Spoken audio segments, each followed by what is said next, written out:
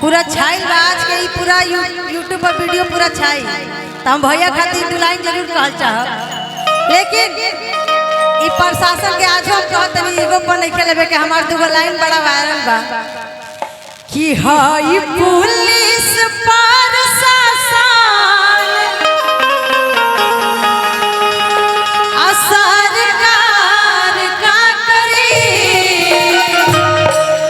मुकेश भैया खातिर कह दिनू कि हमार भैया रंगदार तो जवार का करी, हमार भैया रंगदार तो जवार का करी।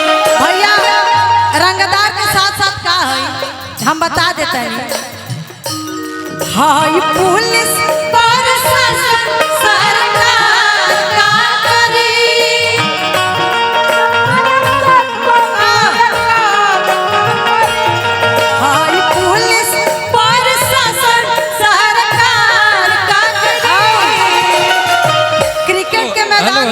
करीना जी। हाँ लोग के रंगदारी रोड पे चलत हुई चाहे जिला में जवार में चलत हुई। आदरणीय मुकेश भैया, लोग के रंगदारी जिला जवार में चाहे रोड पर चलत हुई, क्रिकेट के मैदान में भैया के रंगदारी चलेला। हाँ, तो जोरदार ताली एक बार भैया खातिर जोरदार ताली बजा दे जेकरा हाथ में कैमरा निकले। हमार भैया दिलदार तो जवार का करी, मुकेश भैया दिलदार तो जवार। गजब कई दिहलाए भैया, गजब कई दिहलाए भैया, पूरा वाला गजब कई दिहलाए भैया, लमरी पलमरी पूरा वाला गजब कई दिहलाए, गजब कई दिहलाए भैया, गजब कई दिहलाए भैया कि गजब दिहलाए भैया, गजब कई। गोपालगंज में हलफा मचावल गजब कई दिहलाए भैया, गोपालगंज में हलफा मचावल गजब कई दिहलाए भैया।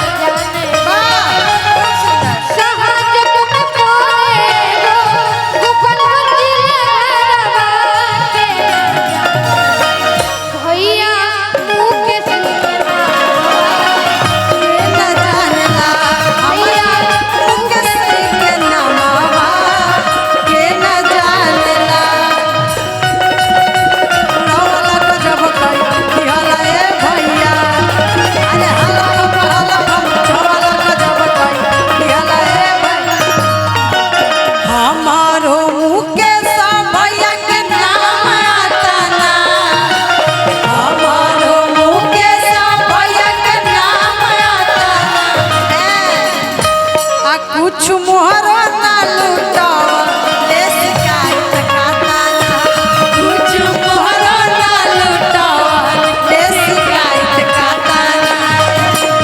हमारी पगमरी वाला गजब कई दिहलाए भैया, हमारी पगमरी वाला गजब कई दिहलाए भैया। हाँ हम बिहारी हैं थोड़े संस्कारी हैं, हाँ हम बिहारी हैं जी थोड़े संस्कारी हैं जी, माटी को सोना हमारी कलाकारी है जी। हाँ हम बिहारी हैं जी थोड़े संस्कारी हैं जी, हाँ हम बिहारी हैं जी थोड़े संस्कारी हैं जी। तनी आओ एगो भैया साथ फोटो हो जाओ। ऐसे तो पर्सनली फोटो जाए लेकिन मंच पे सबसे अच्छा से हो जाए। वाह,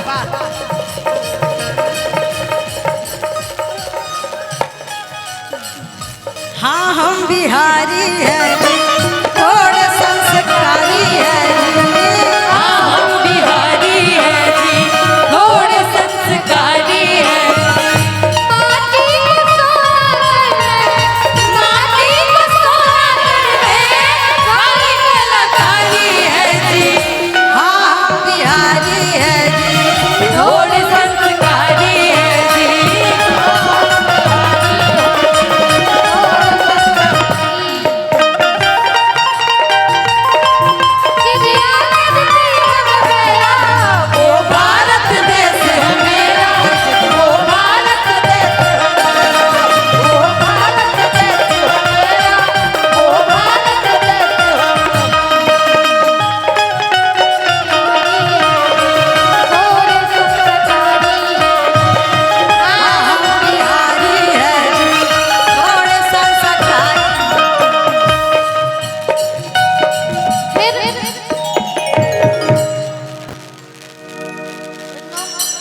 रहे चलत रहे। अच्छा ठीक दुगुनु में चल बाकी अब कुछ गीत यूट्यूबर भैया लोग खाते हैं। हाँ हमें तो हमने के समाई हमसे रोटी ना बेलाई मोर कलाई बथा आटा ना सलाई हमसे रोटी ना बेलाई मोर कलाई बथा राजा जी राख ली ना दाई मोर कलाई बथा राजा जी राख ली न जाई मोर कलाई बथा कि जैसे टीविया में लागे रिमोट हो कि जैसे टीविया में लागे रिमोट हो बीबी खातिर नोट लागे जैसे टीविया में लागे रिमोट हो बीबी खातिर नोट लागे मोर कलाई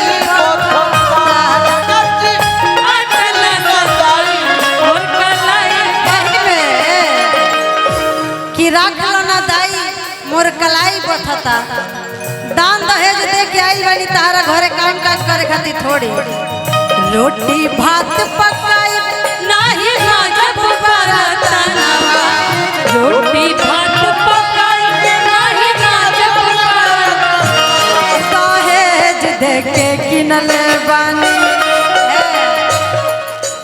दहेज लोग झूठे कहता कि आजकल के समय में दहेज बंद बा। आजकल तो जे लवो मैरिज करता लड़का लोग इतना चलहाकी बुद्धि लगावता लोग लव कर लेता लोग आ कहता लोग कि तू हमरा के बड़ा माने लू हम जानता नहीं बाकी हमार तार प्रेम में एगो दिक्कत बा। हम कहनी का हमरा लागल कि प्रेम में दिक्कत होई जात पात के लेके लेकिन दिक्कत जातिवाद ना रहे पैसावाद जातिवाद ही रहे। दिक्कत ये रहे कि तारा हमरा के 50 लाख रुपया देवे के हुई हमार बाबूजी डिमांडिंग होए तो 50 लाख रुपया देबू तबे बियाह हो। हम तो दिमाग लगैनी है कि लव मैरिज करब तो ऐसे ही निपट जाई दहेज ना देवे के पड़ी। बाकी जब दहेज देब तब हम ही बात कहब रोटी भात पकाई नाही नाजब बरतनवा रोटी भात दहेज दे के किनल बानी दहेज दे के किनल बानी तहरा के सजनवा दहेज दे के किनल बानी तहरा के सजनवा दहेज दे के किनल अब खैर औरत लोग में बुराई तो नहीं की कर सकत। हम तो औरत लोग में अगर बुराई करे बेकर मतलब कि दीदी खराब है तो पहाड़ से कोनो लड़का के टकराई। लेकिन एगो बात कहो खराब ना मानो तू जोन बोलबो हम ओकर जवाब दे खराब कहना कोनो कोनो औरत होले जाए कि खाली दहेज दे के आ गई बड़ी जा कुछ को आ गीत के हमारी ये मकसद है एगो छोटा सा मैसेज दिहल कि प्रेम चिन्हेला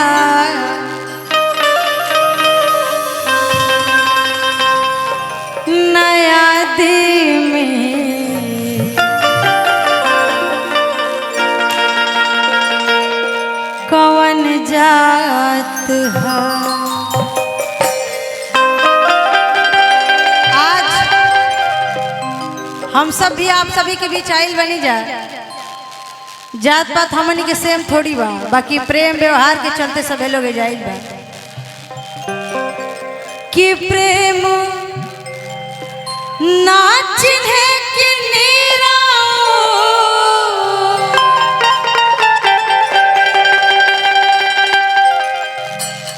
कि प्रेम मेरा हित न कविता प्रेम जग जग में रहत न कविता तो सुनिया के हमरो विचार राधा न कइले रहती प्यार कन्हैया से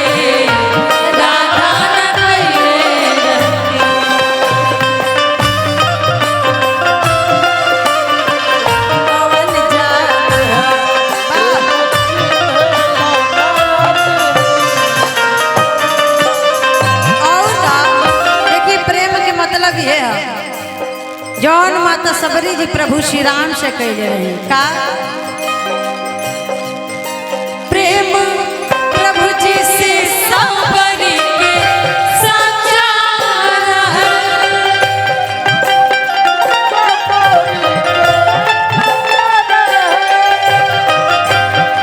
प्रेम प्रभु जी से सबरी के सच्चा प्रभु जी ने सच्चा उहे फेंके बैर जवान का चारा उहे फेंके बैर जवान उहे फेंके बैर जवान का चारा बहुत बहुत धन्यवाद। आज हमनी के ऐसे तो मुकेश भैया के समय बड़ा कीमती बा तनी सा कैमरा में आ जाती हमनियों के बजरिया चले दी भैया आप लोग के चलते भैया के चेहरा तनी हमने यूट्यूबर भाई लोग के नजर है ये कैमरा भैया खाते हम कह ए भैया प्रेम प्रभु जी प्रेम प्रभु जी प्रेम प्रभु जी के दीहल सौगात है प्रेम प्रभु जी के दीहल सौगात ए भैया तनी सा हमार टी शर्ट स्केल में लगा दी भैया दो लाइन हम भैया खातिर कहल चाहता है स्केल हमार लगा दी टी शर्ट ई ना साइड हटे भैया तनी हमारी स्केल लगा दी टी शर्ट भैया खातिर